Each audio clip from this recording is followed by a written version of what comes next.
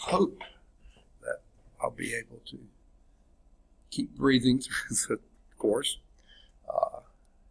The cold's much better, but the cough has gotten worse, and I still am having more drainage than I thought I would have at this stage. So I don't know. My wife keeps saying I need to go to urgent care, and maybe I do, but I'm just afraid they'll want to shoot me up with shots and stuff like that. Well, and say, what happened to me, I had fluid in my lungs. I was coughing just like you were. Right. And I made it through a whole semester and working. And my wife said, just go to urgent care. I went there. They did a chest x-ray. I was loaded with fluid, and they gave me a steroid shot. That's what Karen said I probably need. I think 2 days later, I was good to go. Really? I kept going. All right. Well, I'm not going to let you talk with her. Okay. All right. All right. We finally got some things. I'm certain there's some announcements out there. I saw some over the weekend, but I didn't have a printer. I wasn't connected to a printer to print. So I thought I'd have a chance, and every minute of my office hours have just been eaten up this week with something else. I'll make progress toward that, and something else will come up and throw me off. I had to review 2 things for the dean, and they were in terrible shape. So it took me a long time. That was yesterday afternoon's office hours and this morning office hours. So I'm through with those 2. Hopefully, I can get back to catching up. But then, too, I've got this many quizzes came in this morning in my morning class, so I've still got to grade those. So I don't know. We'll see. Let's talk about how we're going to wrap up the term here. We have class today, and then the sad news is next week y'all don't have any classes at all. Yeah. The college will be open Monday, Tuesday, and Wednesday. We will be here, but maybe not here. Usually they have us in meetings on the Birmingham West Campus Monday and Tuesday of Thanksgiving week. And so I probably won't be that much available. I certainly, if there's anything like the last few years, I won't be over here at all. I'll only be there. But they usually let us come back to our offices on Wednesday. So I will be here. If they do everything the way they have in the past, I should be here Wednesday morning. So now, the reason I say morning, it's not required, and they don't have to do it, but quite often on the Wednesday before Thanksgiving, they'll let people go home a little bit early. So seems like maybe one year they did it as early as noon. Most years it's been either 1 or 2 o'clock. I think maybe there was one they didn't do it at all, so no guarantee. But if you have any business to do with the college, all the offices should be open Monday, Tuesday, and at least Wednesday morning. I wouldn't bank on getting anything done Wednesday afternoon because it's a real good chance that that office might be closed, and then you can't do it. So if you have any business with the college, Monday, Tuesday, anytime during 8 to 5, and then Wednesday morning. Okay. If you want to catch me, like I said, I can only, they never publish what we're going to do until like Sunday night. They'll send us an email of where to go. But in the past, it's always been Birmingham West Campus, Monday and Tuesday, and back at our offices Wednesday morning anyway. So if you did want to leave something for me and didn't want to try to find me on the Birmingham campus, you can slide it under my door. That's 265 under the door there, and that's what I'll pick it up Wednesday when I come in. Okay. All right. Any questions? All right. And I guess while I'm still talking about that kind of stuff, just a reminder, I've received 1 research paper, and we're running out of term. I'm preaching to the choir here, but I've gotten both your first 2 first test and second test, and I have 1 third test in already. The person not here, I don't have anything in for. So I hope you'll either withdraw or get stuff to me very soon. I I can't remember when the last day to withdraw from a class, but it's coming up awfully quickly. If it's not this week, it's early next week. So just putting that out there. Not that y'all need to know it, but so I'm recording it. Okay. And then when we come back after Thanksgiving, we have class Tuesday and Thursday. And on Thursday, I'll be giving you your last test. It'll be test 4. It's not going to be a comprehensive final. It'll just be what we've done so far in chapter 4. Okay? Vector spaces. Now, this is a long chapter, and I'm certain we're not going to finish it in 3 classes today and 2 more next week. So we'll get done as much as we can. I'll give you a test just based on what we've done. Of course, I've got to project what we're going to get covered that last day because I have to have the test ready for you that day before we have the class. All right, any questions on anything? Oh, I haven't seen anything about student course evaluations. Have y'all seen anything in your emails or anything? Okay. They should be out, but so far I haven't seen them. Okay. They do this sometimes. They wait and do it the very last week or something, and then they gripe at us that a low percentage of students fill them out. I say, well, get them to the students in time, and maybe they will get them done. It increases the probability anyway. All right. Any questions? All right. Where we left off was we're in Chapter 4, Vector Spaces, 4.1, Vectors in R to the nth, that I call it Rn, or N space, whichever you want to call it. Now, we had talked about the properties of vector addition and scalar multiplication in Rn, okay? And we did the example 5 in R4. So that was done. We're at the top of page 151, and they lead this off with talking about, get my pen set up, the 0 vector in Rn. Now, 0 vector in any space is given, they write the 0 bold, so when you see that, that means a vector. I can't write bold, so I put the arrow over it. That means a 0 vector in Rn, and in any space too, but in Rn is called the additive identity.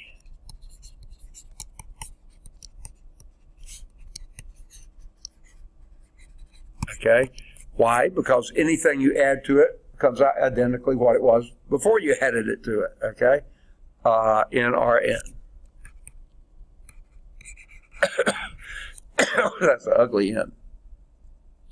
Similarly, the vector minus v, whatever your v is, the negative of v is called the, I guess I should put the additive inverse. And I believe I wrote those, actually they're in the table and we wrote them down that way. So while they're saying it again. And this next theorem lists the important properties of these two things. Okay? So it's let v, vector v, be a vector in Rn.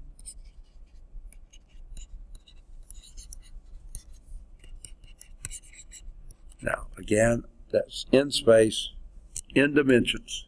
Okay? And C is a scalar. Okay? Any real number. Okay?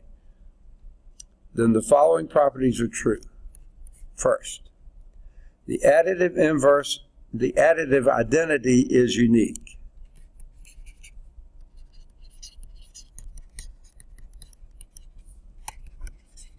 Of course, what is the additive identity?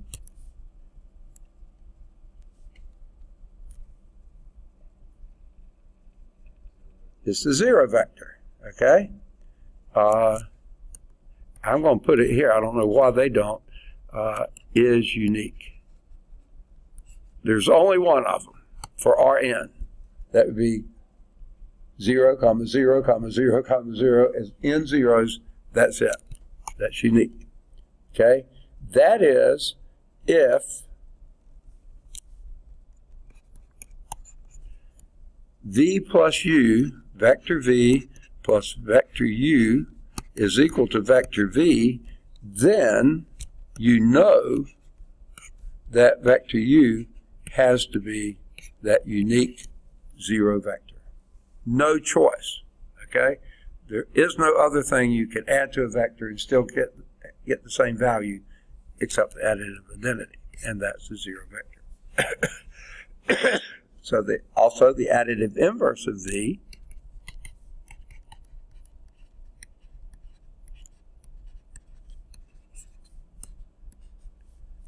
and that happens to be negative v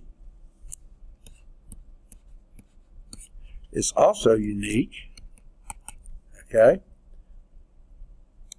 And that means if v plus u is equal to the zero vector in space, then it has to be that u is negative v.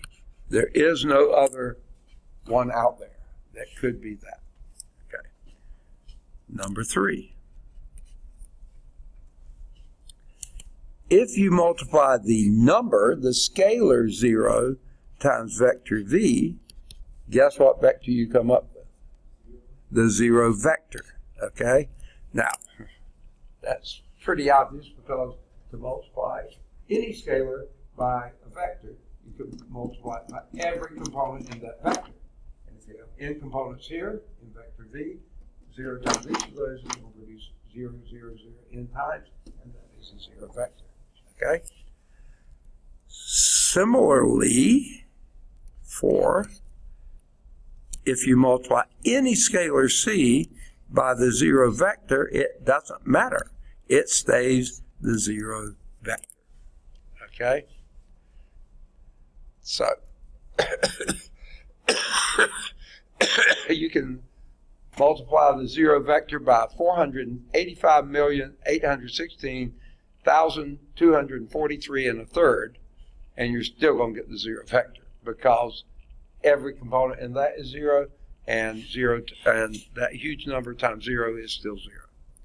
All right, number 5. If CV is equal to 0, the zero vector, now we have two choices. Guess what they are?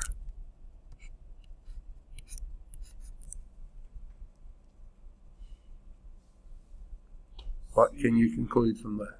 If either C is equal to 0, the number, or V, the vector, is equal to the zero vector.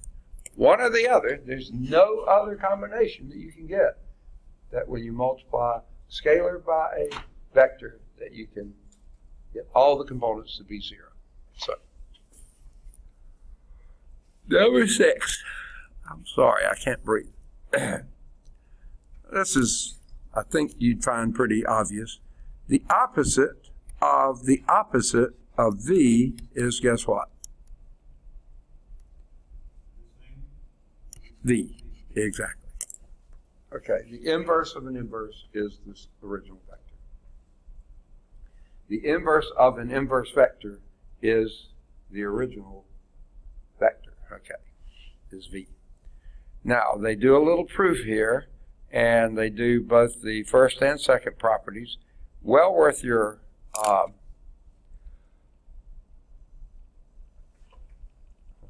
some reason that just decided to shut down. I'm not doing a thing, it's just flashing, okay? It's still flashing. There's something, I think, about the power over here that's squirrely. Now, they say as you gain experience in reading and writing proofs involving vector algebra, you will not need to list as many steps as they show above, so you can cut these things down. So just understand that. Linear algebra applied here. This is showing a vehicle, a truck pulling a boat. I don't see the boat ramp, but I assume there is one there, out of the water or I don't even see it. Yeah, there's got to be a trailer under there. But if you've taken any physics, you've done that kind of problem in it, and the linear algebra is used in those kind of situations as well. They don't go into great depth, but basically it's just saying lots of applications for linear algebra. All right. Now, the one last topic in this section is linear combinations of vectors. And we've dealt with linear combinations before. Wait, I'm sorry.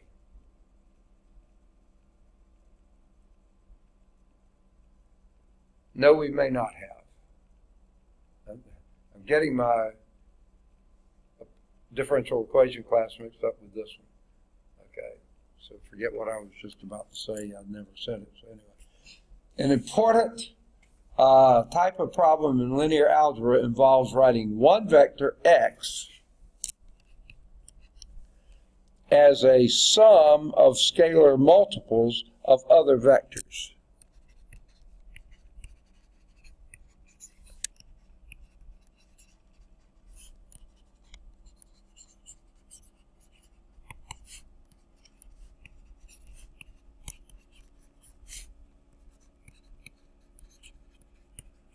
And these other vectors will just say v1, v2, v3, dot, dot, dot, up to and including to v sub. Do they use n here? Yeah, n.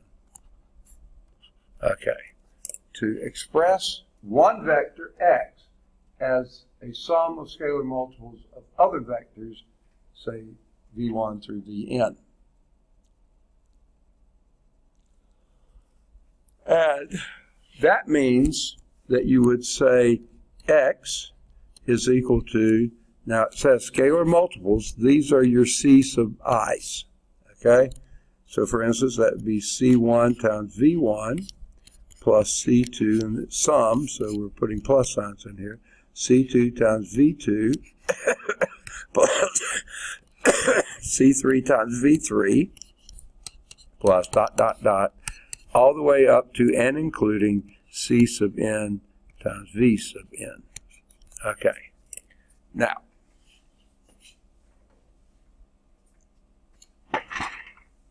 in these kind of applications, the subscripts here have no real computational meaning. All they are markers saying this is the constant that goes with that vector because they have the same subscripts. It's very similar to what you probably did in algebra when you had a C1 C1 x to the first plus C2 x to the second was, you know, when there were coefficients of powers of your variable. Well, there the powers had meaning, but the suffix on the C1 just said this is the one that goes with that one. And then later when you did derivatives, you said c sub 1 maybe times the first derivative of f plus c sub 2 times the second derivative of f. Again, the subscripts are nothing but identifiers saying this is the c that goes with that derivative. Well, here this is c that goes with that vector, but neither one of these subscripts have any meaning except just so you can label them together. Whereas c sub 1 times first derivative, that one is pretty important, you know. So that's where I was thinking we had hit, but I realize that's the other class. Okay. So anyway, then the vector x here is said, if this is the case, then x is called a linear combination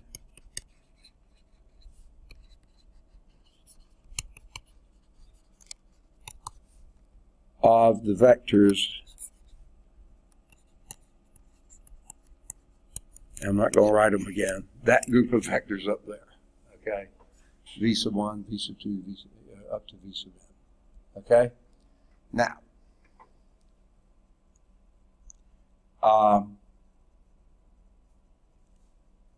Let's first do example 6, and then we'll come back and do the discovery. I'm trying to look at it and see which is more important to do first. I'd say let's do the example, and then we'll do the discovery. All right, I'm going to clear the screen because this may take longer, more space than what we have. All right? Can I clear? Okay. All right, here's your x, vector x. It's in 3 space. I like 3 space. -1, -2, -2. Okay? Here is vector u.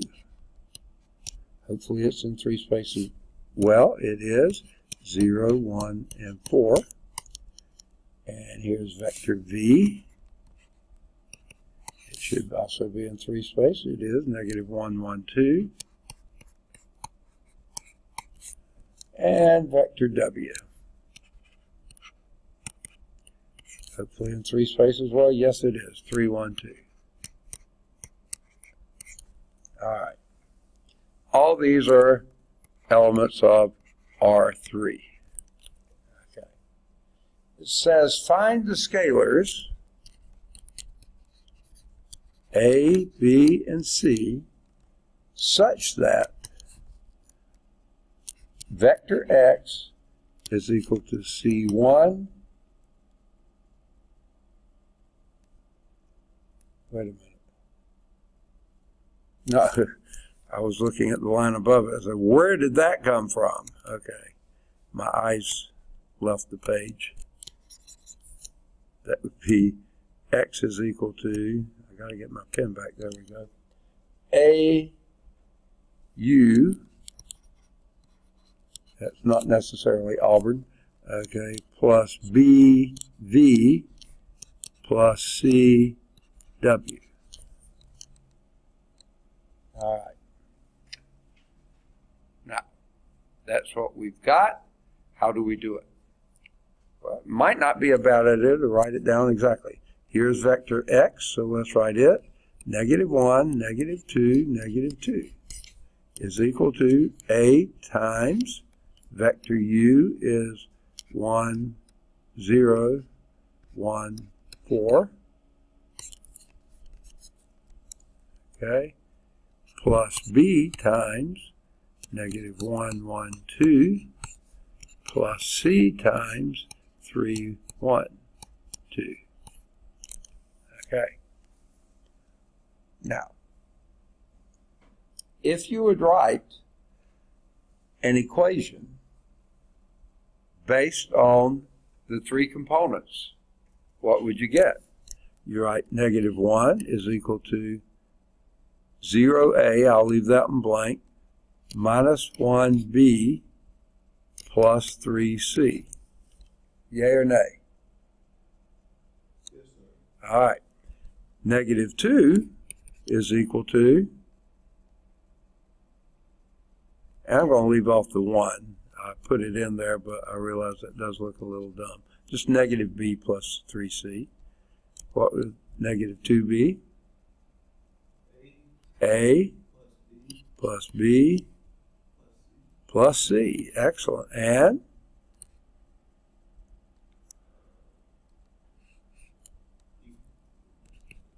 -2 is equal to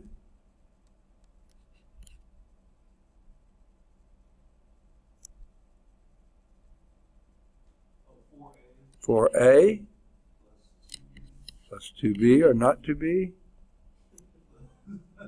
plus 2C. Yeah, I see the connection. Okay. You see what you're doing? Yeah. This one is the sum of these plus that and that. The second one is the sum of these plus that plus those. And the third one is the sum of these plus these plus these. Okay. They add, multiply everything component by component. All right. Guess what we have here? Yeah, we have a system of 3 equations, 3 unknown that we can solve. What's, do you think, the best way to do it?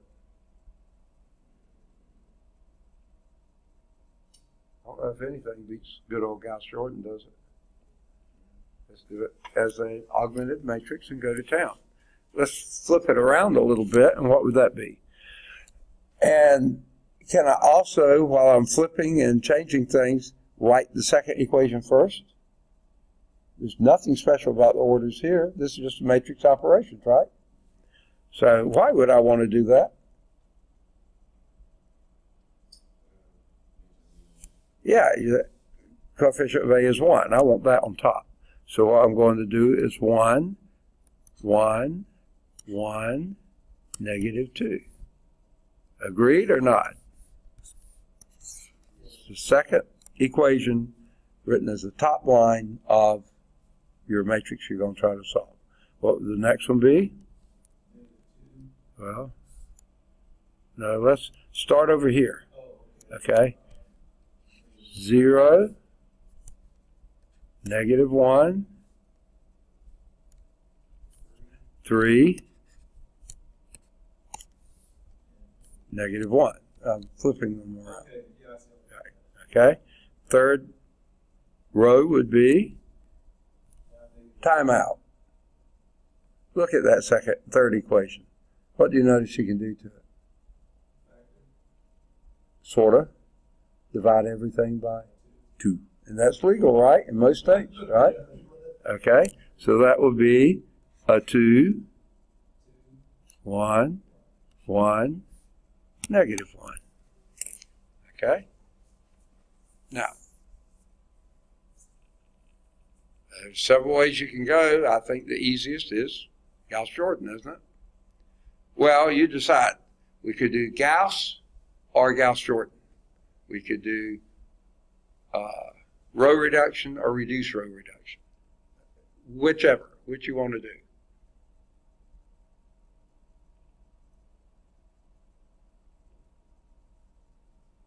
Hasn't been that long, has it? Huh? You want to do reduced row reduction? Yeah. That'll get it right to us. Okay? What you want to happen when you're doing Gauss or Gauss-Jordan, and since I hear you say Gauss-Jordan, whether you said it or not, I heard it, okay? The upper left, we want to be a 1. That's why we flipped them, okay? So we got a 1 there. What do we want next? 0 below, we got it, okay? Next we want a 0 in place of the 2. So what would we have to do? Row 1. Minus 2 times row 1 Plus row 3 is the new row 3. All right. So, going to leave row 1 alone. 1, 1, 1, negative 2. Leave row 2 alone. 0, negative 1, 3, negative 1. What's our new row 3?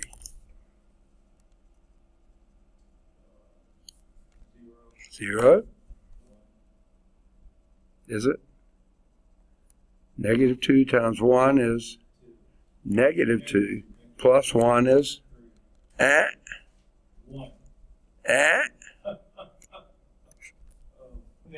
Negative 1, right? Negative 2 plus 1 is negative 1. Next.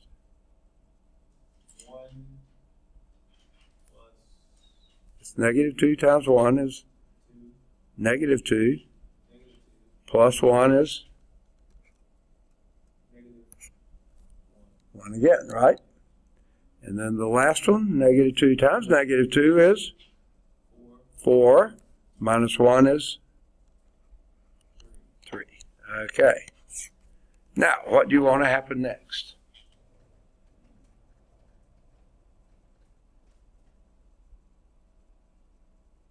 Let's see what we got. We wanted the 1 there and 0 below. We got it. What do we want next?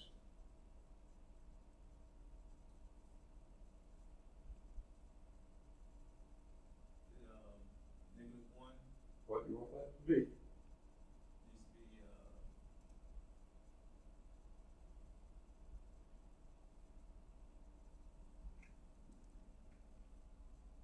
negative 1. You want it to be a positive 1. Like this. You're leading 1s. So how do we make that happen?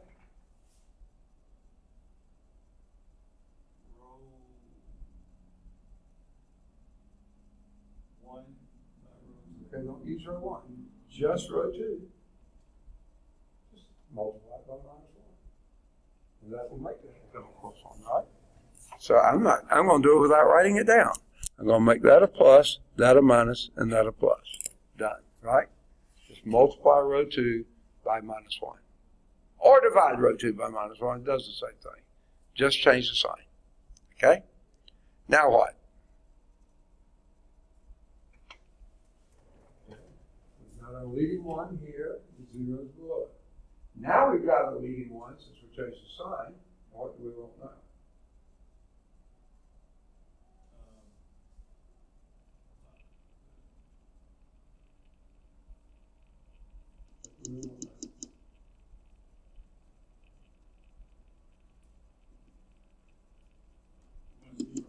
Zeros above and below, if we're doing reducer, row echelon form, or Gauss-Jordan elimination. So, in order to get that to become a 0, what do we do with this? Actually, I wish I'd looked ahead. Before I changed the signs, I could have just added those 2 rows together as they were, and then change the sign and do it with this one. But I've changed signs already, so what do we do? Well, not that one. Minus row 2 plus this. Right? Minus row 2 plus row 1 is the new row 1, right? Okay, so let's do it. Our second row stays the same, 0, 1, minus 3, 1. New first row is 1. No. Negative row 2, -1 is -1 plus 1 is? -1 plus 1 is?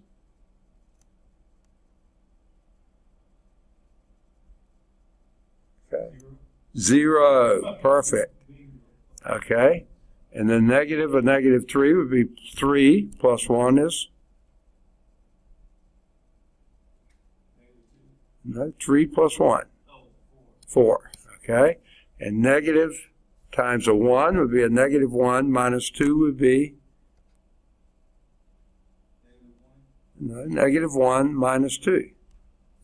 Okay. You lost an apple, and then you lost 2 more. What have you got now?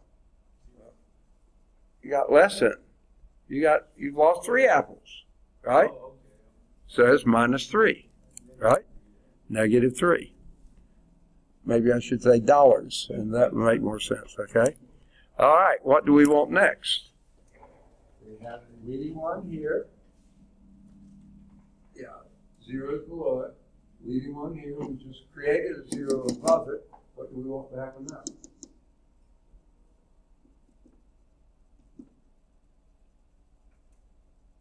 That to become a 0. Okay, and how do we get this to become a 0? Using row 2. Add them together. So it's just, this one will be row 2 plus row 3 is the new row 3. So add them. 0 plus 0, 0. 1 minus 1, 0. Minus 3 minus 1. Minus 3 minus 1. You lost $3 and then you lost another $1. How much you worth now? Which way? -4, okay? And then the last one, adding those two together, you get 1 plus 3. 4, okay. Now, back in review. You wanted a 1 here, 0's below. 1 here, 0's below. 1 here, 0 above and below. What do you want to happen next? 4 needs to be A what? 1. How do you make that happen?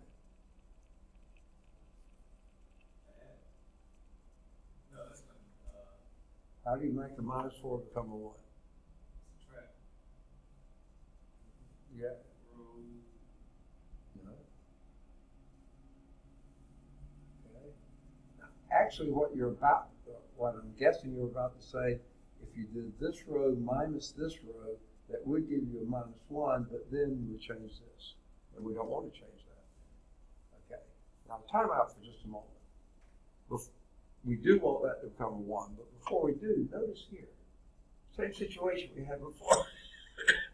If we don't notice ahead of time, we can just add row 4 to row 1 and wipe out this one before we even change this, right? So let's do that. Row 4 plus row 1. Row 4 plus row 1 is the new row 1. Okay? So this would be a 0, 0. We're not changing it, so -4, 4. And we're not using row 2 either, so we won't change that. 0, 1, -3, 1. But what's the new row 1 now? Sick and tired of this cough. As they say, I'm getting sick and tired of being sick and tired. Okay. If you add row 4 to row 1, what does the first element become?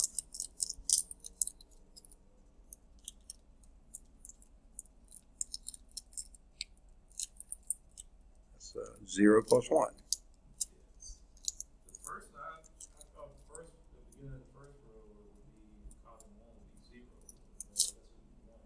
Well, wait. You're adding row 4 to row 1. Where did I get row 4? Yes, a row 3. Goodness gracious. It must be the cough. It can't be anything else. Okay. Row 3 plus row 1. Goodness gracious. I saw the 4 over there. That's what I'm trying to eliminate. It's going to be 1. Yeah, that'll be 1. 0 plus 1 is 1. So let me write it down, but I'm going to try to get this unwrapped. The hardest thing about these things is getting them out of the wrapper. Okay, so that becomes a 1. 0.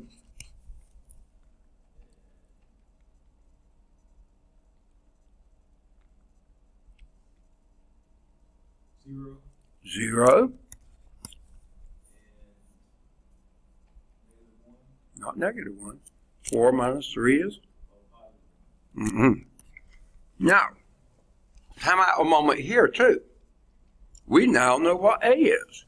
Because what do the columns represent? The coefficients for A. So this is 1A plus 0B plus 0C is equal to 1. Remember, this is our equal sign here. So we know A is equal to 1. Okay? Hold that thought. Now we'll do what we were about to do before. How do you get this to become a 1? Divide by -4. Because -4 over -4 is 1. So row 3 divided by -4 is a new row 3. Now I'm going to be real tricky here on this one because I'm running out of room. This will become a, if you divide -4 by -4, what you get? I hit the wrong button. 0. No, divide -4, 1, okay? So that's now a 1. Now divide 4 by -4, and what do you get? A -1, okay? And I just changed it to a -1, okay? That was cheating a little bit, wasn't it? But I did it. Well, now what does that tell you? 0A plus 0B plus C is equal to -1. So we have C is equal to -1. Oh. Now, what's the one last step we have to do? You got a 1 here, 0 is below. 1 here, 0 above and below. You got a 1 here, and 1 0 above it. What do you want this one to become? A 0. How do you make that become a 0? using row 3. 3 times row 3 becomes the new plus row 2. 3 row 3 plus row 2 is the new row 2. All right, let's do it. Leave the top line alone. It's giving us everything we wanted it to, okay? Leave the bottom line alone. It's giving us everything we wanted it to. Now, just messing with the second row, what you have? 3 times row 3 plus row 2. So 3 times 0 plus 0 is 0. 3 times 0 plus 1 is 1. 3 times 1 is minus 3 is 0. And 3 times minus 1 is minus 3. Plus 1 is minus 3 plus 1. Okay, you lost $3. I gave you 1. How much are you in the hole now?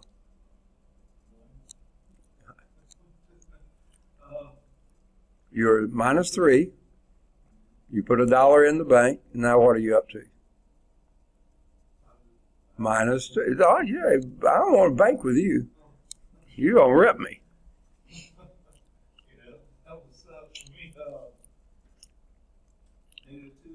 Negative 2. Okay?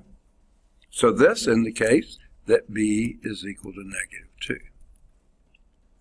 So let's just see if that works. You don't have to do that. It could work. But if A is 1, then you get 0 plus 2 minus 3 is a minus 1. Sure enough, that works. Let's do the second one. A is 1, so that's 1 minus 2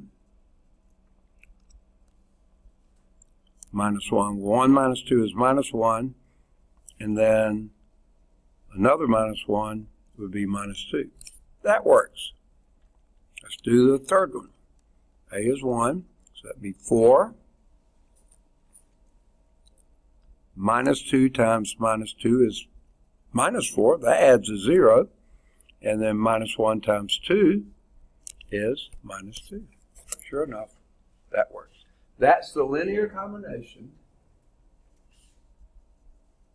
Vector x is the linear combination of vectors u, v, and w when a is equal to 1, b is equal to minus 2, and c is equal to minus 1. Minus 1.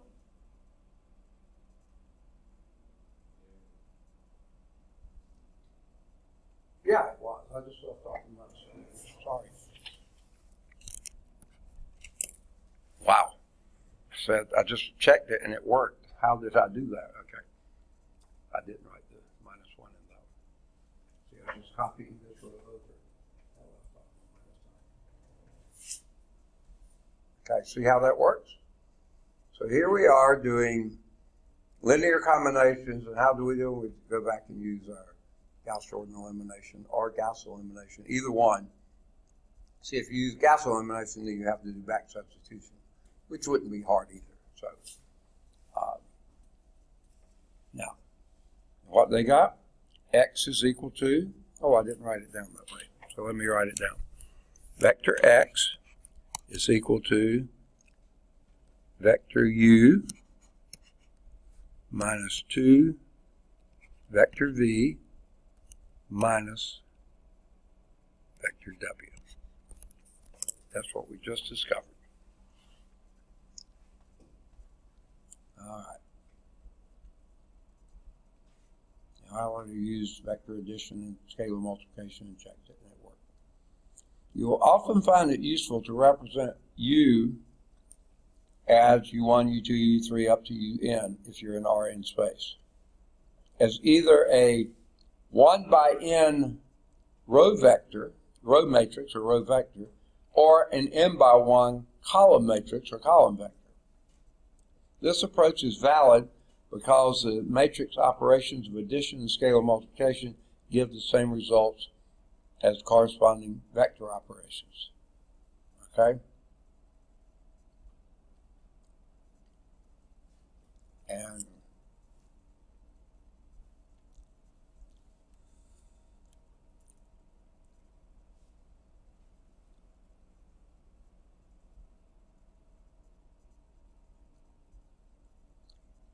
okay. Same argument applies to scalar multiplication. The only difference in the three notations is how the components are displayed. And frankly, here's what it's saying. I was trying to sort of make sense of it. What you got is vector u plus vector v. Okay? Vector u plus vector v. Vector u, if I could write, plus vector v. If the first time you displayed them as a row vector, u1, u2, u3, dot, dot, dot, up to and including u sub, are they using n here? I think so.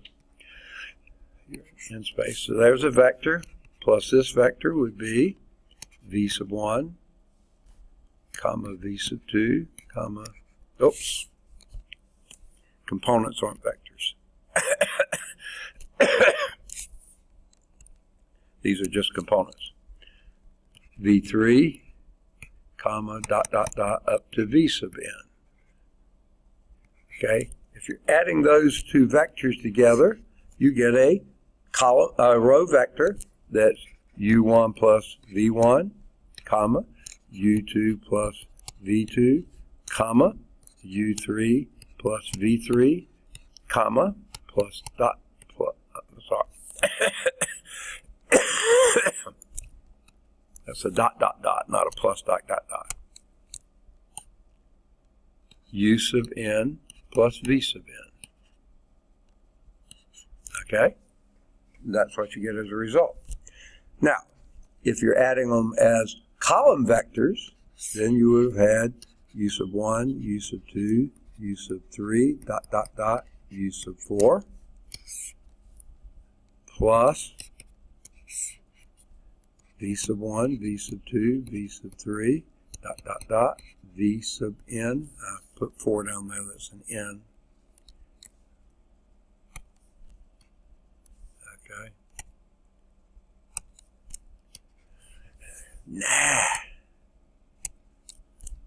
N. Okay. Adding those together, you get, the first entry is u1 plus v1. Second entry is u2 plus v2. Third entry is u3 plus v3.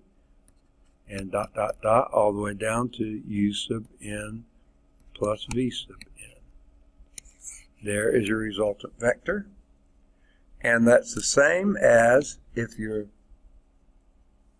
adding these as vectors, okay, as components.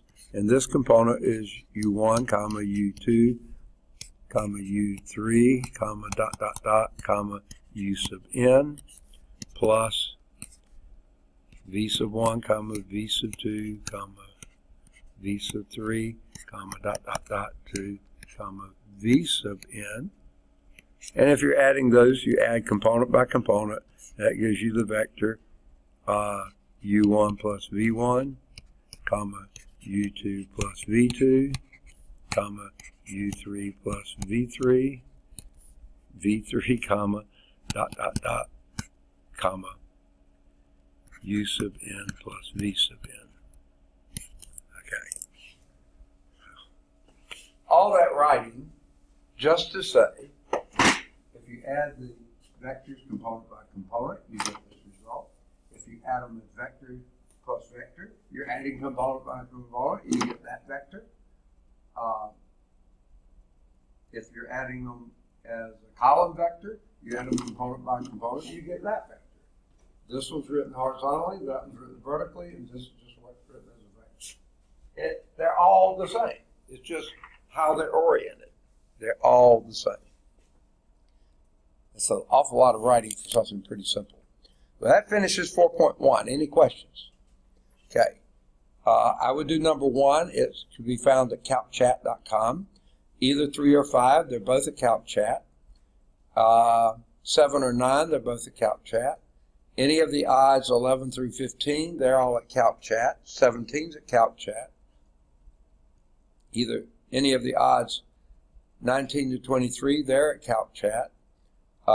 25 or 27, they're at CalcChat. 29's at CalcChat. 31's at CalcChat. 33's at CalcChat. Or either 33 or 35, they're at CalcChat. 37's at CalcChat. Any of the odds 39 to 43, they're at CalcChat. 45 or 47, they're at CalcChat. 49's at CalcChat. 51's at CalcChat. That's a true-false. 53's at CalcChat. 55 is at CalcChat. 57 is a proof. It should be at CalcChat. And 59 is a writing. I don't know if it's there or not. You can check it, see if it's something you want to pursue. Then you could do either 61 or 63. They're both at CalcChat. And 65 is another writing. So you can look at that if you'd like. Okay. That was 4.1. No questions? All right, let's move to 4.2. Now, the title of Chapter 4 is Vector Spaces. 4.1, all we dealt with were vectors in Rn. We didn't even mention the word space. Okay?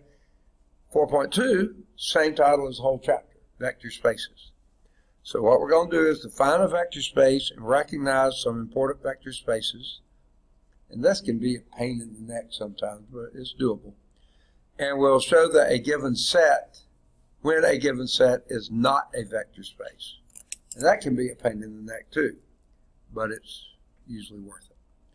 All right, theorem 4.2, and hopefully you'll say, haven't we seen this before? Because we have seen something very similar to this in 2 or 3 other places. 4.1. List 10 special properties of vector addition and scalar multiplication in Rn. That's the same 10 as we talked about when we were dealing with R2 and Rn before. So this is just a repeat of these, but we'll put them again. Repetition means it's important, okay?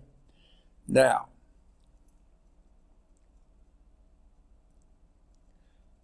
here is where something gets a little stranger. It says suitable definitions of addition and scalar multiplication reveal that many other mathematical quantities besides vectors, like matrices, polynomials, functions and generals, also share these 10 properties.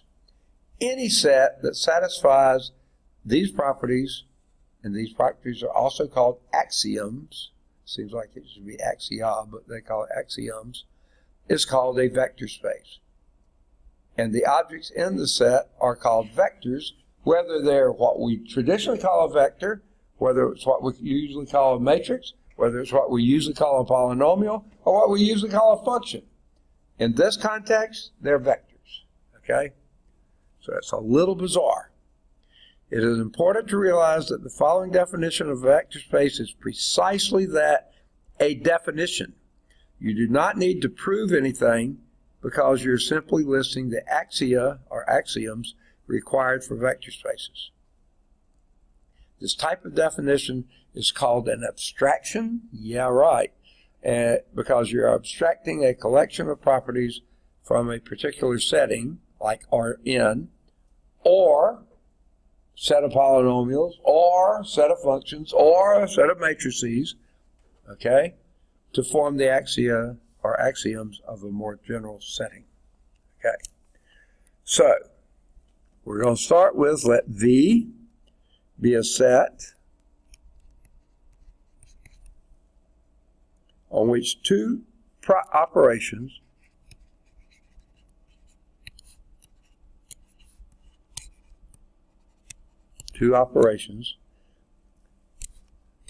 vector addition and scalar multiplication. Okay. Are defined. Okay.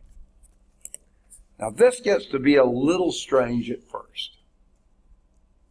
When I see vector addition and scalar multiplication, I go right back. In fact, they're embedded in these 10 axia, okay? But a vector, V is a set in which these two operations are defined, okay? And that's vector addition and vector and scalar multiplication. All right. Now here's the problem. Sometimes they're defined not the way we're used to defining them, okay? And that makes it weird, okay? But, so, V is a set on which those two operations are defined. If we listed the axia or axioms that are satisfied, if the listed axioms are satisfied for every U, every V, and every W in V, so these three vectors, U, V, and W, are in this set, V. And every scalar, or real numbers, C and D, then V is a vector space. So here's the deal. If the listed axioms, seems like they should be axia, are satisfied, okay, for every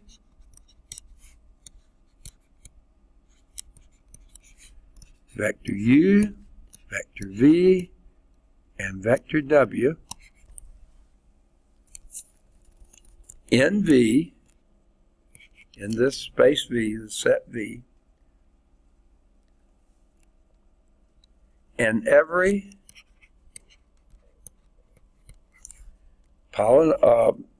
scalar, and this is real numbers. Scalars are always real numbers, no complex imaginary numbers. Okay? C and D, not C and C. If those are met, then V is a vector space.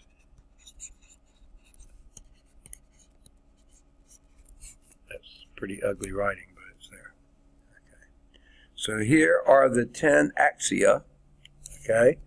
The first 5 are addition. Okay. And the first of these, as you've seen before, is U plus V is in this set V. Okay? Now, that means the set is closed under addition. Okay. Number 2. U plus V is equal to, guess what? V plus U. And that's the commutative property of addition. Number 3. U, I'm sorry, say it and write it wrong. Okay. Because my head is closing up on me like crazy. U plus V plus W, guess what that's equal to? U plus V first plus W. And what is that property?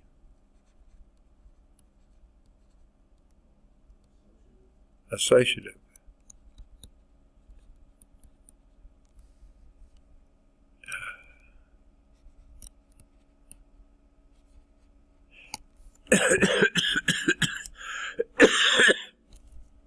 of addition. Now, I should be saying vector addition, but I'm just leaving off the vector part, okay, because that's what we're dealing with. Another reason to leave it off, remember these vectors don't really have to be vectors, okay, but we won't get into that now.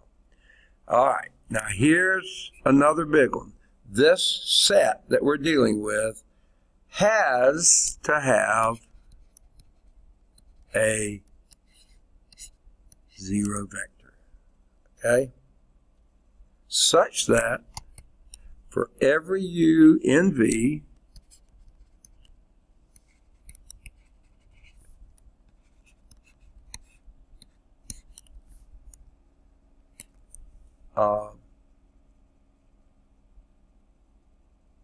u plus 0 is equal to u.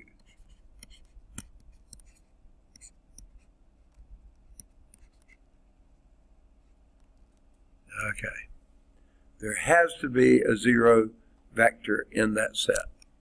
And number 5, if there had to be a zero vector, it also has to be, and that's the additive identity element or property or whatever they call it.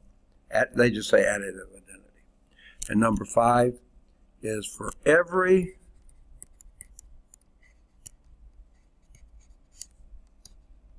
vector v, no, vector u,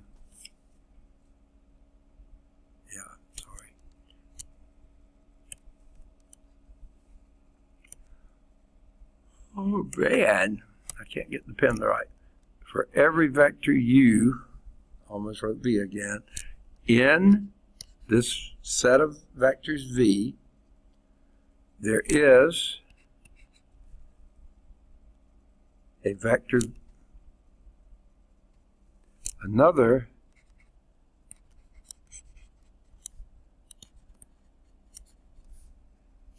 in v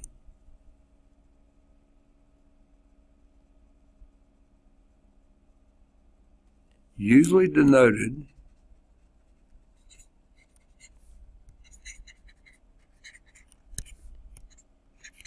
as minus, I think that's u, yeah.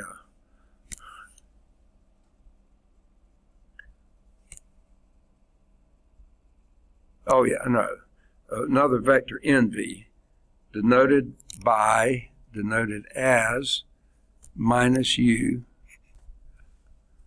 such that u plus a minus u is equal to the zero vector, which we just defined. And that's the additive inverse.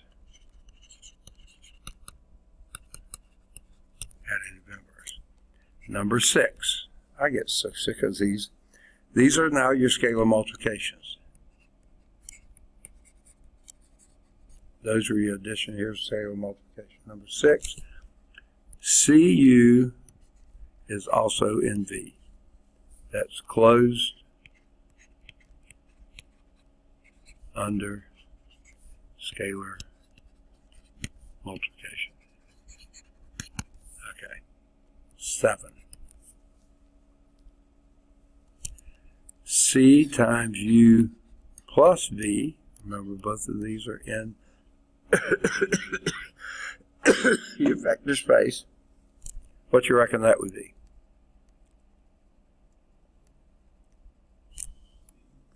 Cu later, okay, plus CV. Okay. And that's a distributive property.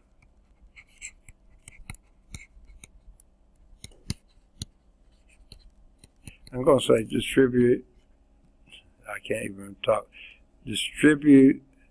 distribution, I guess, something like that, of scalar addition over vector, scalar multiplication, sorry, over vector addition. Okay. Goodness gracious. number 8. I'm running out of room. All right. Now this time we have a C plus D times U. And what would you think that would equal to?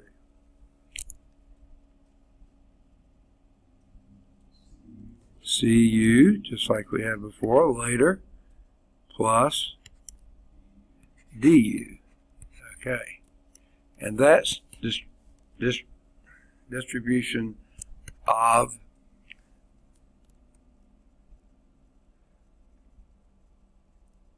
vector, scalar,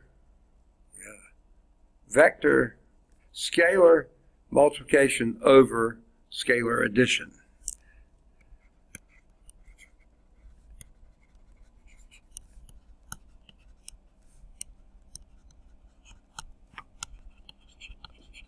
Just like the last one, only it's now over scalar addition, not vector addition.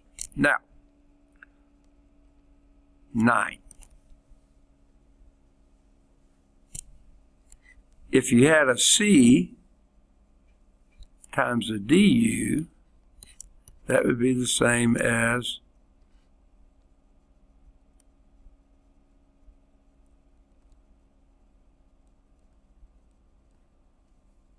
what would that be?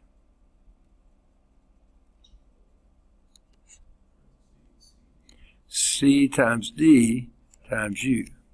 Now that's sort of a, I forgot to put my vectors up. Sort of an associative property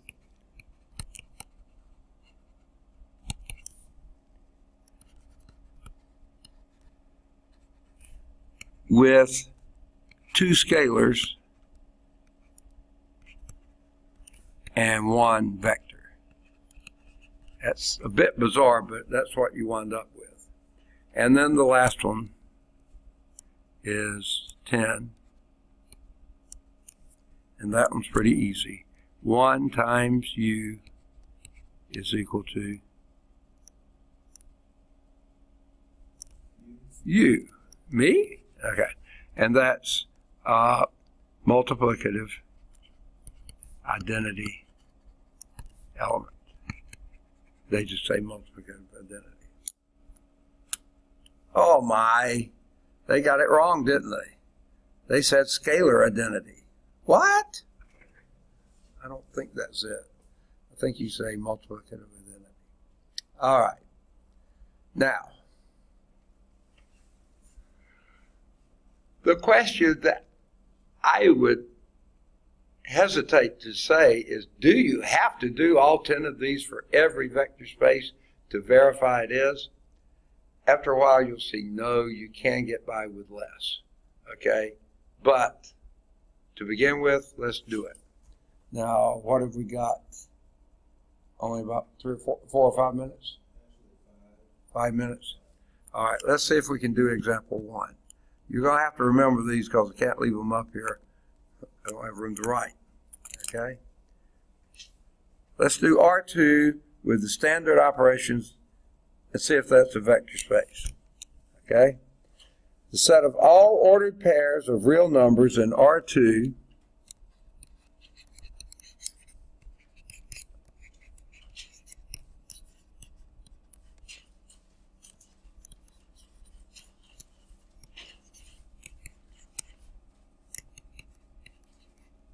Now what's R2? Oops, I said a subscript 2 and that's a superscript 2.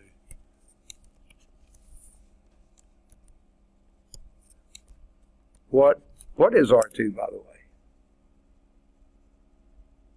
Anybody?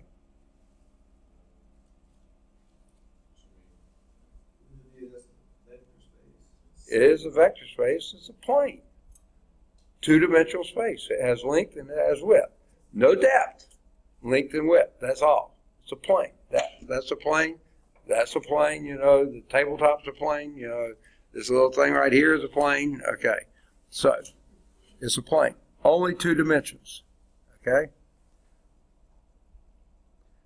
So it's a set of all ordered pairs in R2 with the standard definition, standard operations, is a vector space.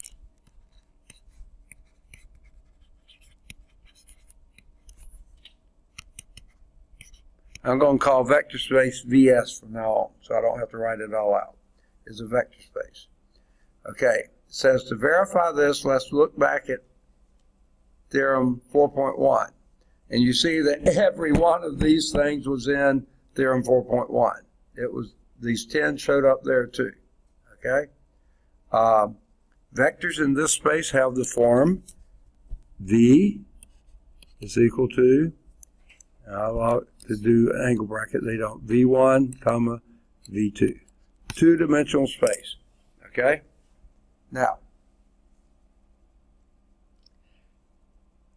is the first thing, if you had two vectors in R2 and you add them together, is that sum in R2? Yes, you just add component by component, you wind up with two components, you're in R2. So number one is achieved.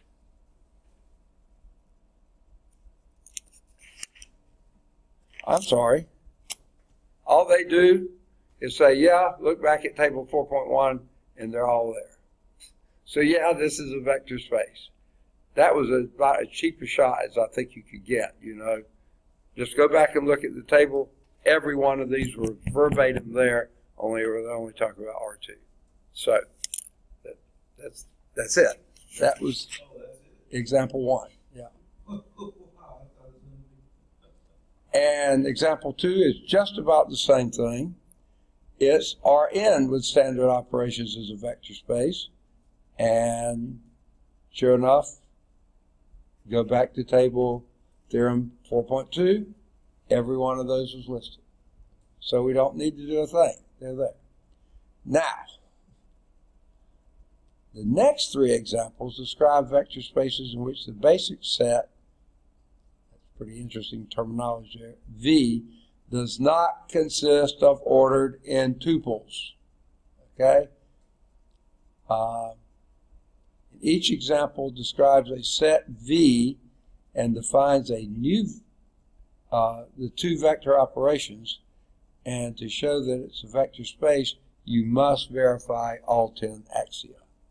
Okay? So example 3, we're not going to have time to do. So we'll pick up with that next time. Okay? Now, I say that, and then I'll turn around and say, later we'll just summarize and say, well, if it does these two, they're included in the others. So we'll begin with example 3 next time. I don't think there's any, let's see. Yeah, you can do. I think you can do any of the odd, well, you can do number 1. Because we haven't talked about nomenclature yet. So number 1 is the only one you can do. Okay, but you can do that. So the test is going to be kind of, I guess, kind of different. What's that? Yeah, it's going to be a little different. I'm going to try to keep it like the exercises I assign. You know, so in that sense, it's going to be the same because it's like the exercises I assign. It's just that the exercises at the end are a little different from the exercises we've been doing. Yeah. So will we do any kind of grids or plotting? Will we do kind what? of plots with the vectors? Will we do any kind of length and distance with the vectors? Plots? Yes, sir. Well, we just like the vectors for the intersecting. Sort of like graphs? Yeah, the planes, like length and I get. I'm not quite getting a good. What we do, we use any grid, like grid. He's saying like, you know, since each vector can be like any given object, like we have to, you know, basically show that the object is. Oh. yes. Yeah. Okay. I think I sort of understand what you mean now.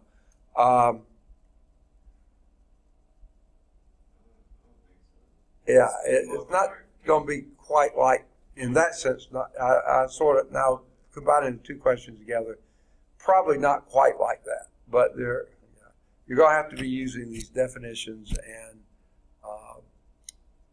things. They're not actually quite going to be proofs, but going to be a lot more like proofs than show this or is this or Now, as we go on, depending on how far we get, there will be some calculations to be done. For instance, that problem that we did sort of at the end. Can you come up with a linear combination of these three vectors to produce that one? And so we might, in that case, we had to do Gauss-Jordan elimination. So is that what you were meaning? Well, I understand that what we'll Yeah. be doing that, but he has kind of clarified what I was trying to ask Yeah. about plotting coordinates and just showing you to show it.